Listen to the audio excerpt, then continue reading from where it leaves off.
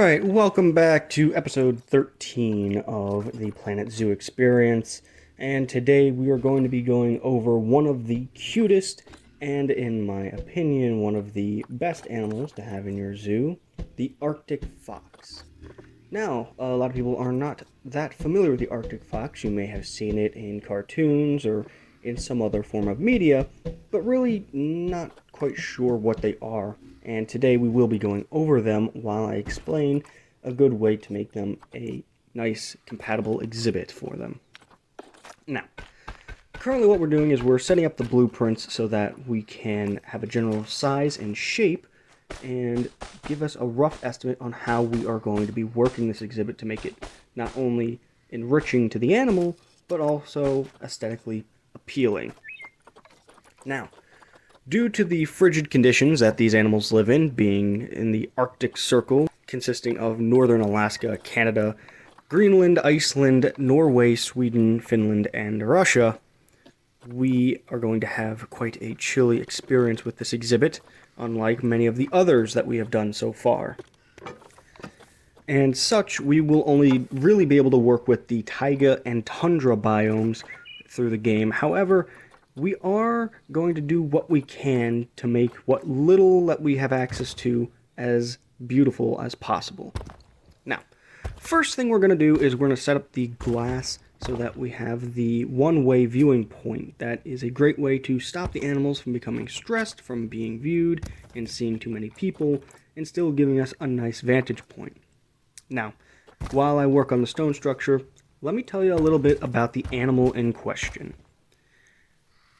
Walking up at a solid 7.7 pounds for males and a 6.4 pound for females, they are one of the smallest canids in the world, and consistently are hunted due to that. However, they are quite nimble and agile, so it isn't always a guarantee to be captured by some of their predators.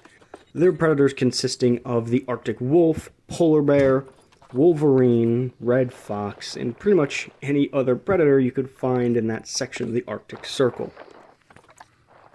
Now, when discussing the actual appearance of the Arctic fox, it is important to note one of its most distinguished features, and that would be its big bushy tail.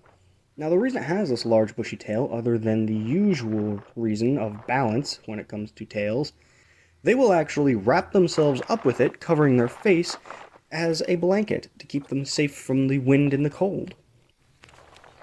They also have very furry paws on the bottom, which helps them when it comes to covering snow, and that's actually where their scientific name comes from, of Vulpes lagopus, which literally translates to hairy-footed fox.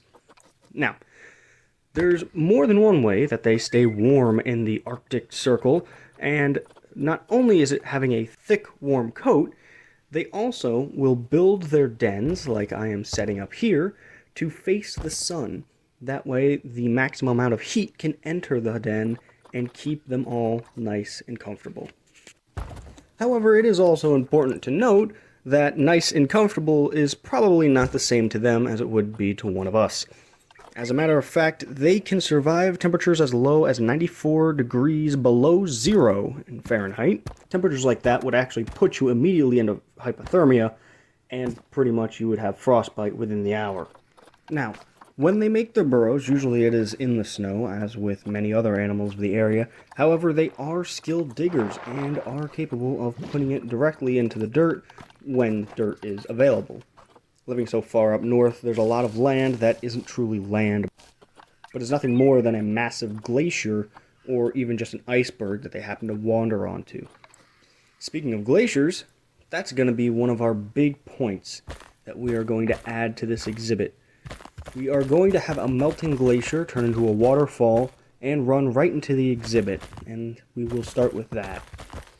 When it comes to making something like a glacier or another large rock formation, pretty much there's not much you need to do off the bat. When it comes to size, you just want to find a nice amount of the stones of your choice, or in this case ice, put them together, and finish it off with a little bit of detail to make it look more natural. We're also going to be adding the downward slope for the water to go through to reach our nice little pond, or I guess puddle is more accurate for the size of this. And then we will be adding the spectacle to it shortly. While I continue to work on that, let's talk about some more interesting facts. There's a lot we can go over, and I think we should continue with their very impressive skill set. Starting off, they would be more than capable of getting a ticket in the school zone, as they are able to run at 31 miles per hour when properly motivated. Now, what would motivate such a creature? Well, food, of course. And the best way they can find it is their sense of smell. And they are able to smell prey under 46 centimeters. Hold on. Why is metric in this? Give me a sec. Okay, 18 inches. Over a foot and a half of snow. And if the event that its prey is not under the snow and is actually walking on top of it, they can still smell them from 25 miles away. Now, you may be wondering, well, when they find their prey after this 25-mile hike, well, how do they take care of it? Or better yet, how do they take care of it when it's under over a foot of snow? Simple. They do what they're famous for.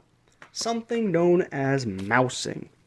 And that is when, after they smell the lemming under the snow, which is the usual animal there, they will walk right up to where it thinks it is, put down its head, jump straight up in the air, and land face first, mouth open, and grab that little rodent and drag him out. Now, we are talking mostly about the Arctic fox, but of course, let's talk about what we're doing here in the exhibit. I am adding ice to the side of where the waterfall will come out of. If you live in a place where it freezes over every winter, you will understand that water runoff tends to leave a mark. It's not just dropped down somewhere in the middle of nowhere. Usually, if water touches it, some of it stays, it freezes over, and it will continue to pile up in a way that is, quite honestly, very aesthetically pleasing. And that is what we're going to do here, is put little ice sheets along the path so that it has a more natural and aesthetically appealing look. Now, we did slightly discuss where these little critters are from, but most importantly, there's one of those nations that makes it very interesting, and that is Greenland. As a matter of fact, the Arctic fox is the only native mammal to Greenland. All the other ones that you may think of, caribou, dogs, horses, well, none of them were naturally there. Even the caribou, yes, I know it's hard to believe. But the Arctic fox was the only one that got there before people did. Everything else was brought over through animal husbandry and the Vikings, quite honestly. But the Arctic fox came over by its own over the ice shelves, most likely looking for prey.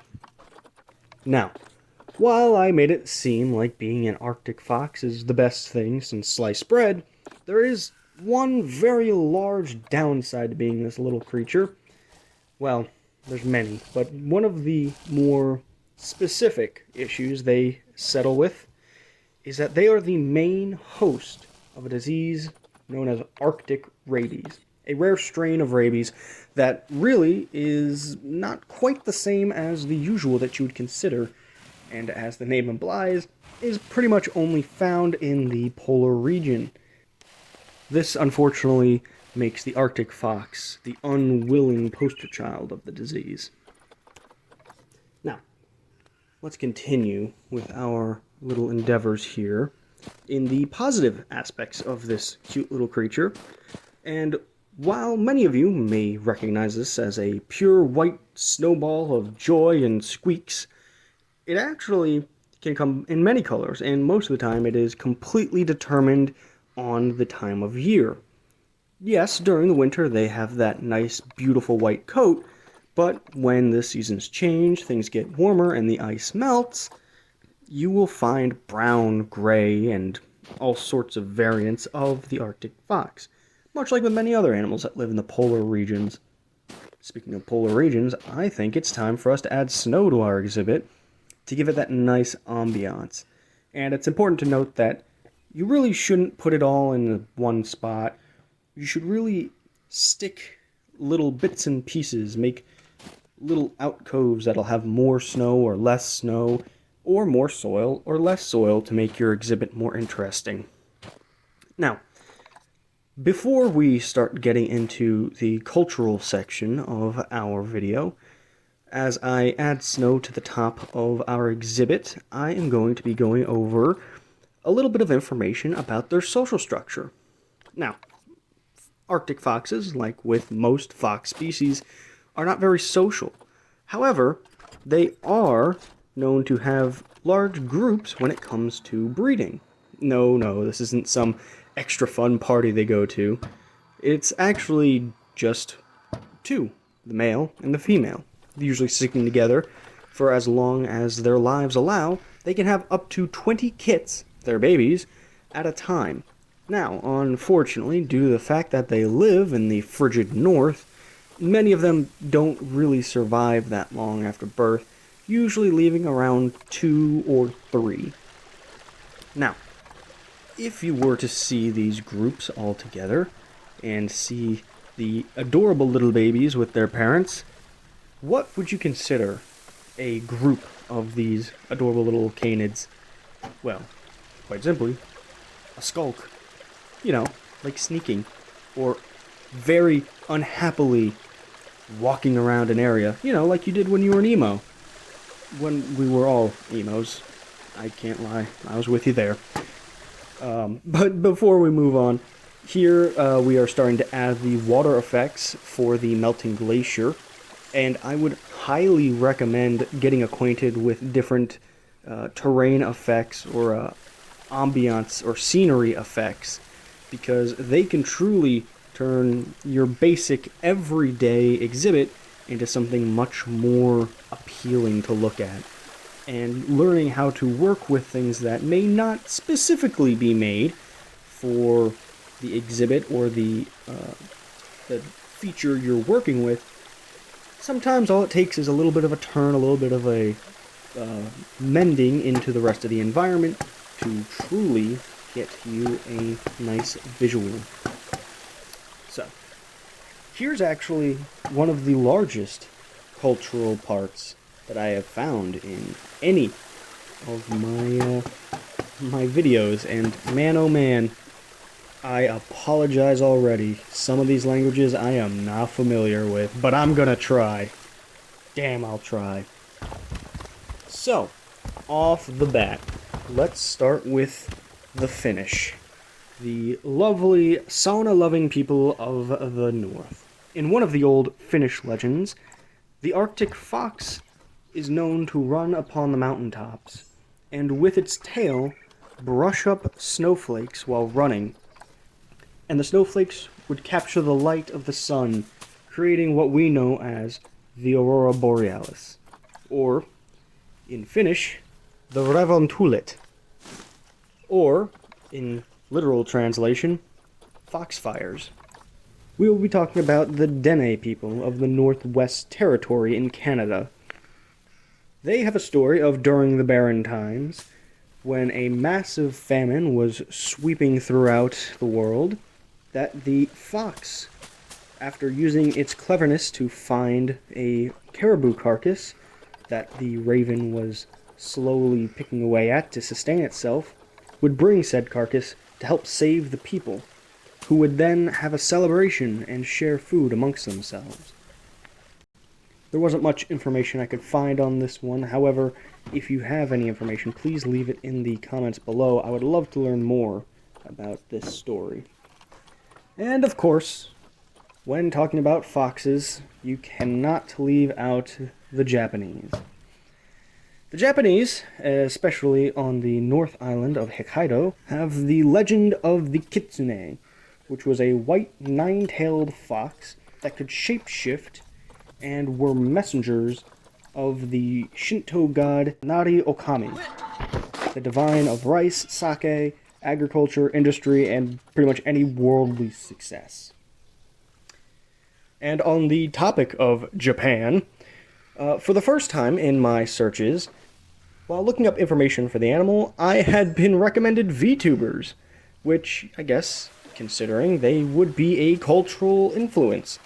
For those who don't know, VTubers are people who use a 2D or 3D model to represent themselves in some form of content creation, whether it be something like React videos, Twitch streaming, something similar to such.